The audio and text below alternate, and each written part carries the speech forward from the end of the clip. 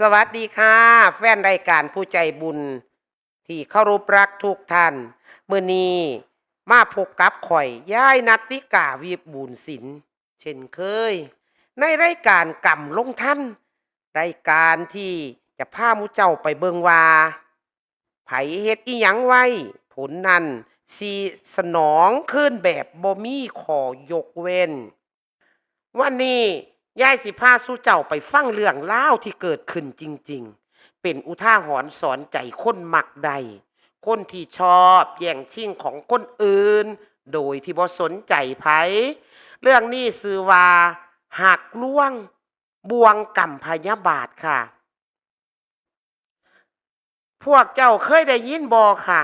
ความหักเฮ็ดให้คนตาบอดแต่ความชั่วเฮ็ดให้คนตายทั้งเป็นเรื่องมื้อนี้เกิดขึ้นกับบักพง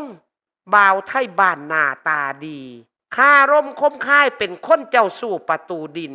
พงมันมีเมียอยู่แล้วชื่อว่าแก้วผู้หญิงที่ซื่อสัตย์เบิ่งแย่งพงมาตั้งแต่ยังบ่มีหยัง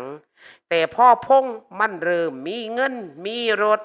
มันกะปันใจไปหาเมียน้อยสื่อฟ้าแก้วหู้เรื่องทุกอย่างค่ะแก่ห้องให้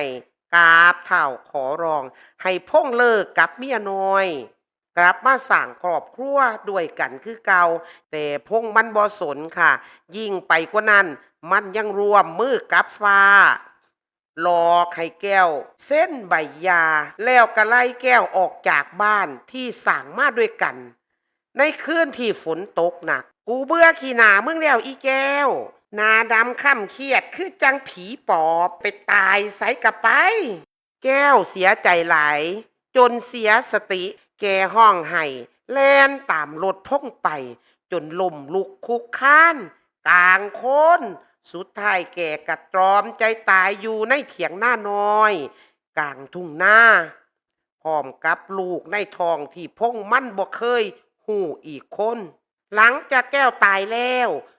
พงกับผ้าฟ้าเข้ามาอยู่ในบ้านแทนที่แก้วทันทีแต่มันแปลกคักค่ะตั้งแต่มือแรกที่ฝากเขามานอนในห้องนอนที่เคยหวานชื่นกลับมีกลิ่นสาบสางคือจังกินซากศพเนาทุกคืนสิมีน้ำสีดำๆเหม็นข้าวฝุ่งออกจากใต้เตียงนุ่มๆทั้งที่บ่มีทอน้ำแตกตอนตีสามพ้องกับฝ่าสิได้ยินเสียงผู้หญิงห้องเพลงกล่อมเด็กเบาๆอยู่ปลายตีนนอนสาลาเยอเมสิกรรม แต่พอลืมตาขึ้นมาก็เห็นแต่เงาดำๆนั่งไกวปีเปล่าๆอยู่มุมห้องพงพยายามสิเสพสุกกับฟ้าแต่ทุกครั้งที่เพิ่นไก่ชิดกันพงสิเห็นหน้าฟ้ากลายเป็นหน้าเนาๆของแก้วที่ตาถลนออกมามองมันด้วยความอาฆาตคืนหนึ่ง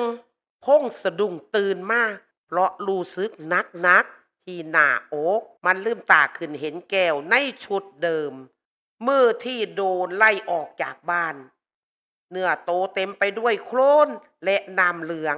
นั่งทับอยู่บนตูมันแก้วบ่ได้มาคนเดียวค่ะในมือแก่อุ้มก้อนเนื้อแดงๆที่มีสายสะดือพันข้ออยู่แกยื่นก้อนเนื้อนั่นมาวางบนหน้าพงแล้วสิบใส่หูว่าพง ลูกหิวเขาน่ะลูกอยากนอนน้ำอีพอน่ะมึงทิมพวกกูเฮ็ดหยังท่านใดนั่นมือของแก้วกับเปียนเป็นกรงเล็บจิกเข้าที่หน้าอกของพงลากลงมาถึงท้องฝ่าที่นอนอยู่ข้างๆตื่นขึ้นมาห้องกรี๊ดเพราะเห็นพงกำลัง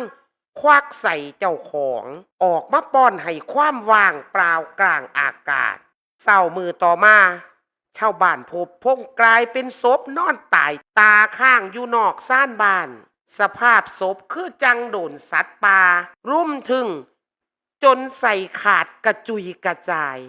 ส่วนฝ้ากะกลายเป็นคนเสียสติวิ่งหนีตะเลิดเข้าป่าไป